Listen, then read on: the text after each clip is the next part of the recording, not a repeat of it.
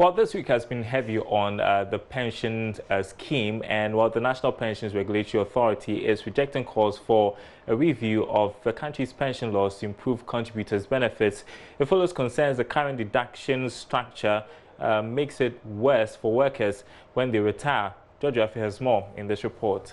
Informal sector pension coverage in Ghana under Tier 3 has been undermined by several challenges, notably the difficulty involved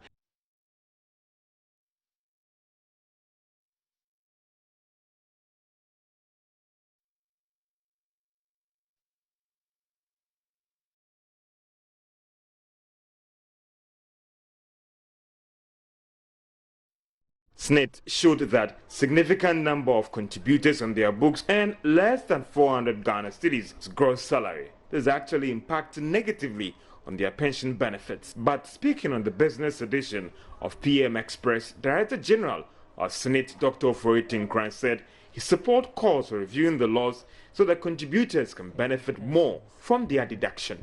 We have to have a serious conversation about what income streams you are insuring, just so that everything can be put in perspective and blame can be put where it is due, right? Okay. Because, listen, look, there's a reason why people are trying to separate allowances and so on. Yeah. I mean, for the employer, they have to pay the matching funds on it, and then they have to pay taxes on it, because some of these allowances are even not taxed.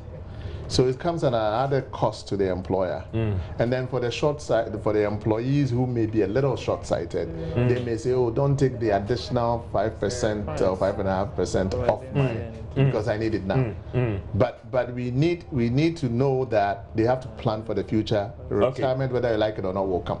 But Chief Executive of the National Pensions Regulatory Authority, Ivoda Takrofi, doesn't think that reviewing the laws now may help with the situation. We have worked with the law for almost 10 years now.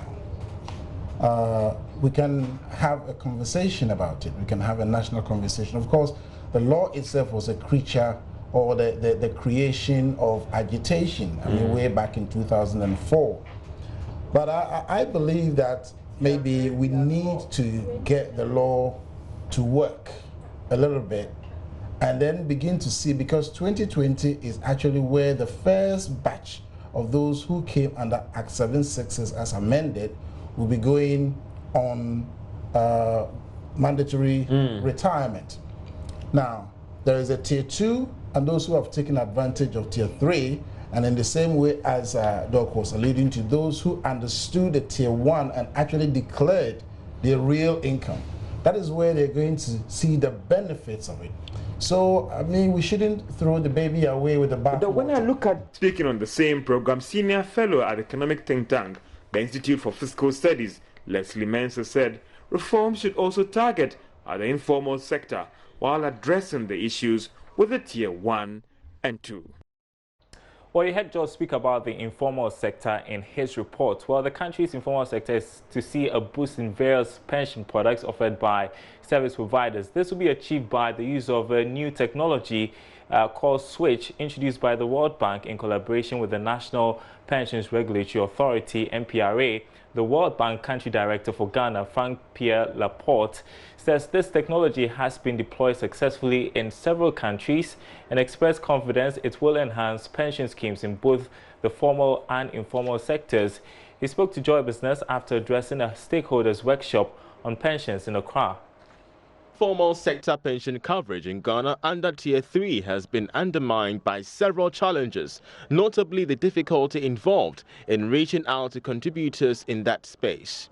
The Switch technology is said to have been used in many countries across the world and is expected to improve the services of pension fund managers as well as provide the National Pensions Regulatory Authority with a modern way of capturing all persons under the scheme. Country Director of the World Bank, Pierre Laporte, has been explaining how critical the Switch technology will impact the financial inclusion drive. We are supporting this in many countries, and we are hoping that Ghana can be, as I said earlier, a pioneer in this respect. We have a trust fund that is financing this activity. So But beyond this activity, the whole issue of pension coverage is a broader issue because it's, on the one hand, we want to be sure that in covering as many people as possible, we are addressing the issue of poverty also. But at the same time, as you know, the financial sector needs to be modernized, and the more that we can support the modernization through technology. Expressed confidence that the technology will help develop favorable pension products for the informal sector. Successfully in Chile and Mexico, which has got an informal sector structure very similar to ours here, whereby corporate trustees own it, and then the governance will come from the pensions regulator. It is a way of plugging into a national database so that anybody, for example, in Ghana here, the National Identification Authority would register every Ghanaian, and we would know those who are in the informal sector and those who are in the formal sector. So having a national database of that nature, we can begin to engage people who are on the database into some kind of a pension scheme. That is where the corporate trustees will be the ones who will engage them. There will be no need for them to know your customer, because the biggest cost in penetrating the informal sector is how to reach out, register everybody one by one. That's what they call the KYC, or know your customer. Workshop was organized by the World Bank and National Pensions Regulatory Authority to help increase pension coverage in the informal sector. Well, so what happens to you when you retire and you have no regular source of income? When your days of active work comes to an end, what will become of your financial life? Well, I think that's where pension comes in. But how does Ghana's pension scheme work? Well, let's find out in this edition of Breaking It Down with Philip Namfuri. Hello and welcome to Joy Business, Breaking It Down, where we make complex, everyday topics simple and add a bit of funk for you to understand it.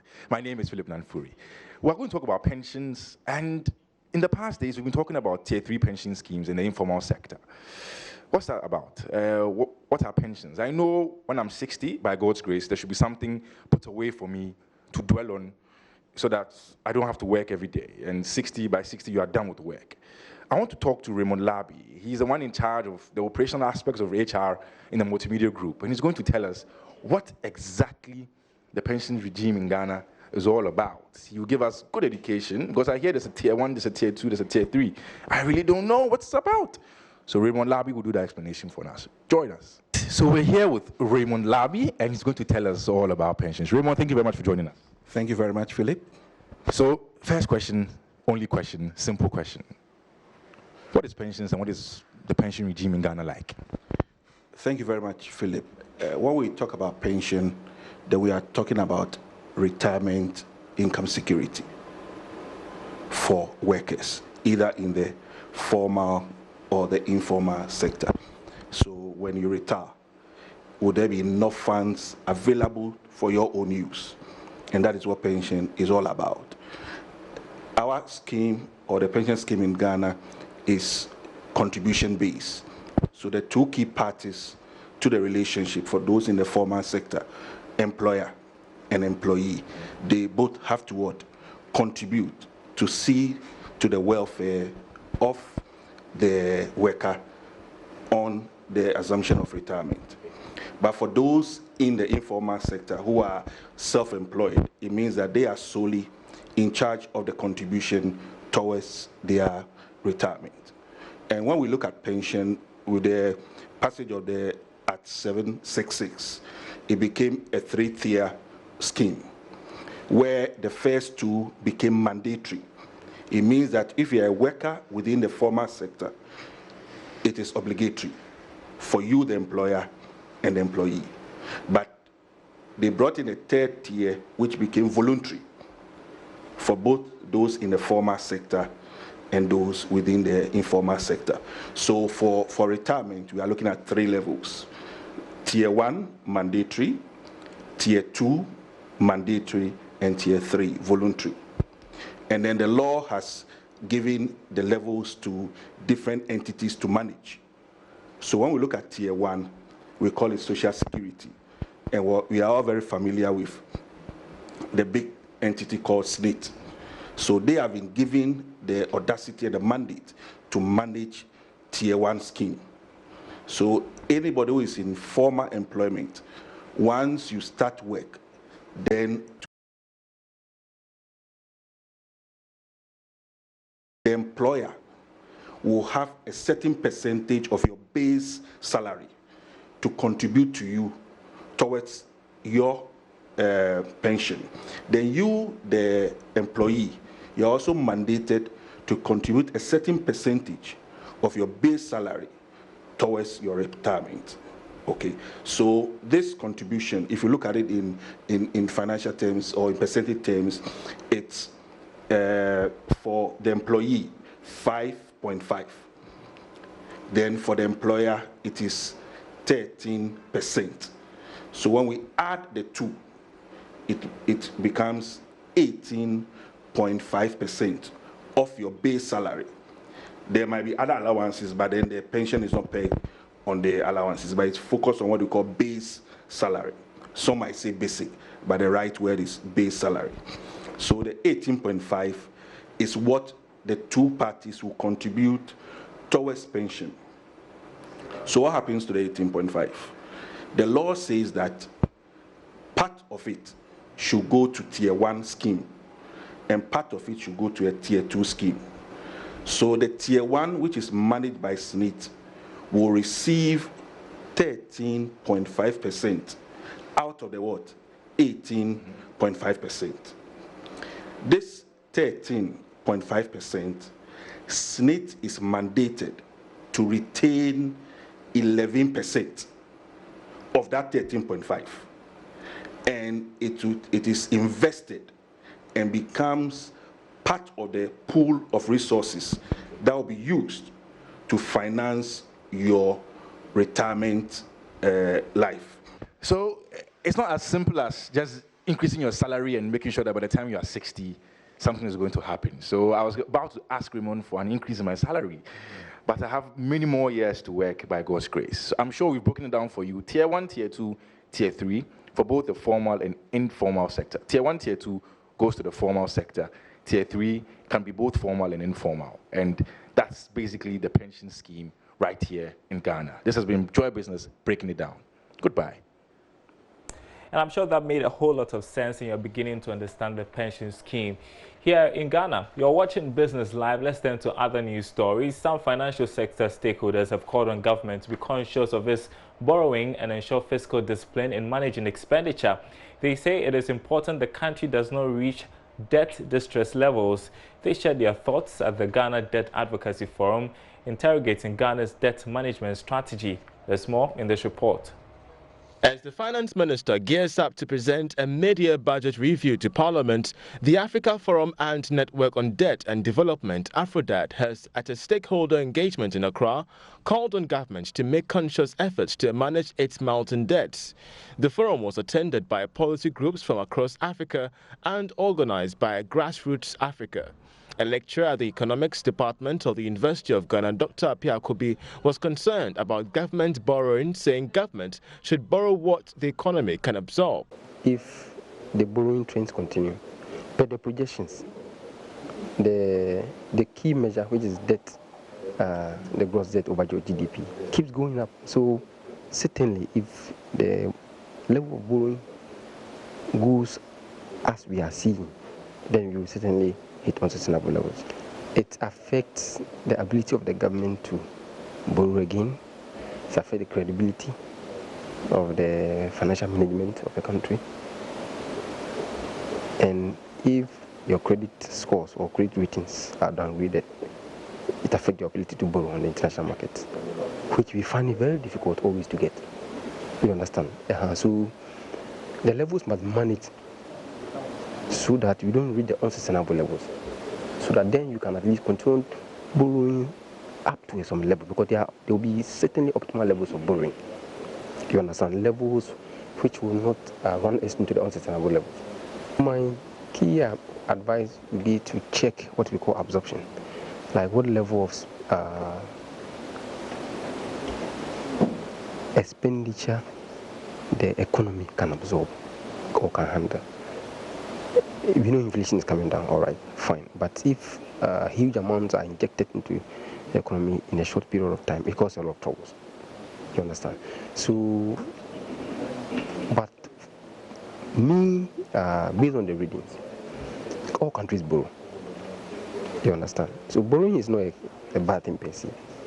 It depends on what you use the money for. A representative of Afrodat, Yongon Theophilus, said all African countries should endeavor to abide by the African Charter that serves as a guide for countries to stay within a range of borrowing. He emphasized that citizens should hold the government accountable for every money borrowed on their behalf. Holding forums like this, we need to discuss with all stakeholders. We need to set up, like for instance, we at the level of Africa, we have a borrowing charter, which we want every other African country to, to implement the principles of the borrowing charter. We believe that at that level we will be able, to get to influence the governments.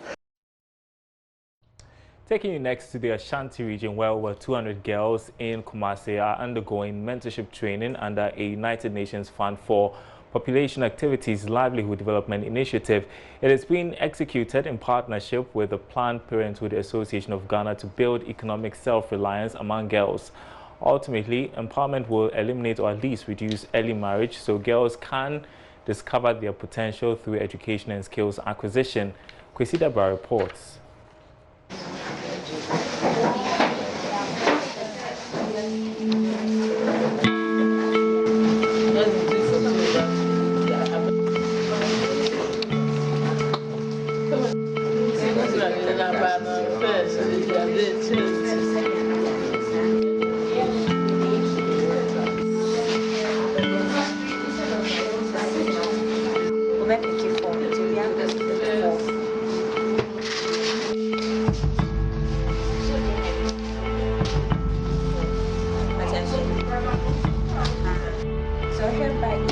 Today we are learning how to do key holders with beads, and we are trying to train our sisters to learn how to make beads and get a life for themselves or a business or a career. Use a clip, a hair clip. Wig making is not just this is an investment.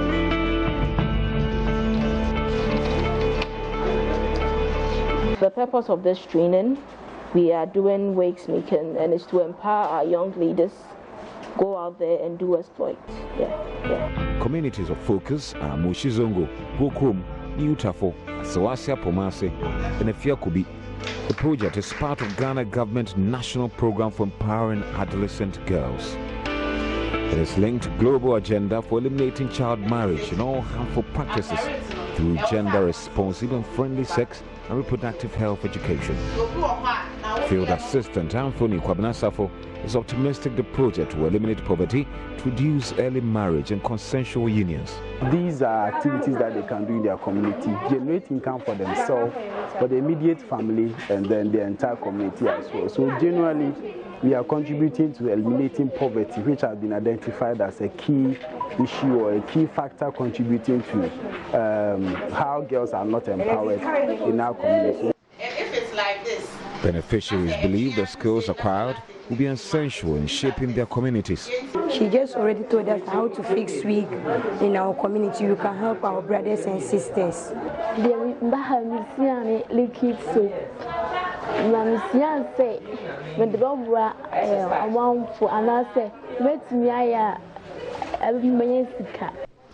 Reporting for JoyNews, Kwesi Debra. And we'll still stay in the Ashanti region because the Sehiwa Traditional Council is negotiating with chiefs in cocoa-growing communities to return farms illegally seized from settler farmers. It is part of steps to halt the recurrent impasse over land tenure issues between thousands of settler farmers and traditional authorities. Through advocacy for change project implemented by Solidaridad West Africa, preparation of a document on tenancy agreement is near completion. Nanaya Ojima attended a stakeholder meeting in Kumasi and filed this report. Chiefs in the area demanded 400 cedis for an acre of land the farmers had held for over 50 years. Some farmers who could not meet the condition in some areas had their land taken away from them, even though discussions were inconclusive. With the intervention of Solidaridad, the traditional authority has commenced discussions for the release of seized lands. Nana Chiame also Ansan speaks for the land committee of the Seshiri traditional area. The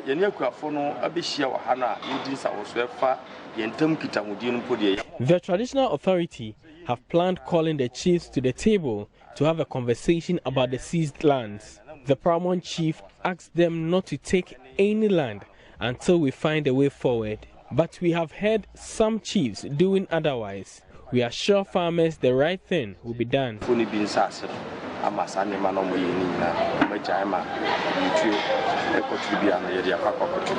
Though a legal document to bring finality to the issue is yet to be completed, both parties have showed willingness to find a solution. Nana Ejay is president of Seshiri Settler and Tenant Farmers Association.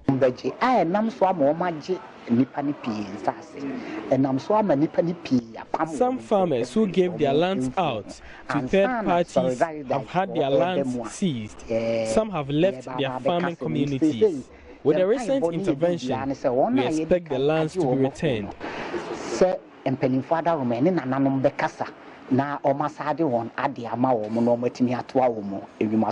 Meanwhile, Solidaridad says the draft document, if adopted, will be favorable to both parties. Coordinator for the Advocacy for Change project, Eric Ejare, says the move is geared towards ensuring sustainability of cocoa farming.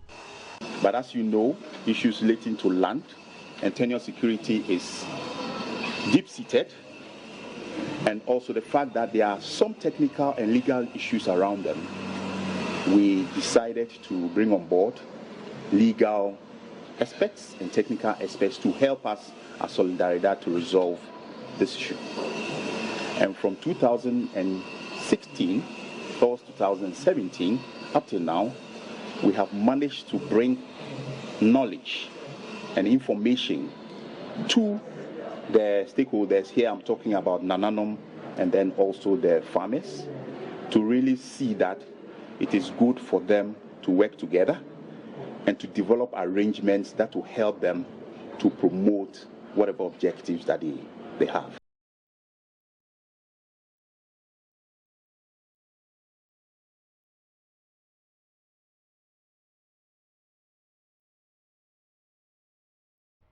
All right, that'll be it for our program tonight. Before we go, just a quick update on our poll for this week. We have been asking you, Nigeria's central bank ordered banks to increase loans, and would you readily go for a loan from your bank? And that is the result you see on your screen. 56% say yes, 44% say no, and that poll has ended after 24 hours. So there you go.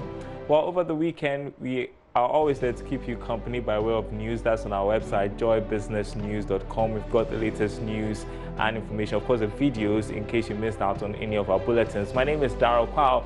Thanks for watching. We are back same time next week.